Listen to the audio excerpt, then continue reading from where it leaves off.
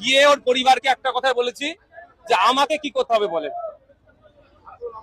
আমি বলবো না, আপনারা বলেন আমাকে কি করতে হবে। পরিবার বলেছে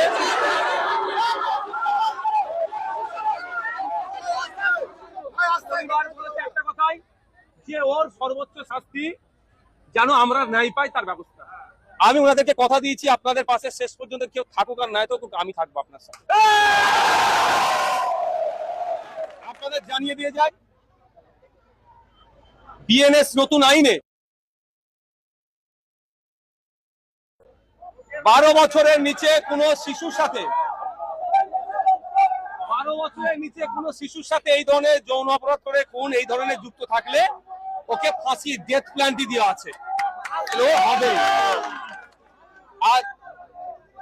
আর দ্বিতীয় কথা হচ্ছে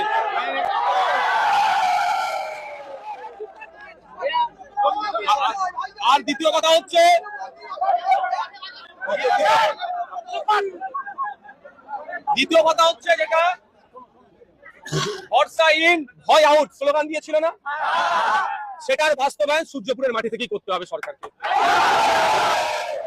আমাদের সূর্যপুরের মানুষ, বাংলার মানুষ সরকারকে সাধুবাদ জানাবে এই ধরনের নরখাদক গুলোকে যখন ফাঁসিতে চড়াবে।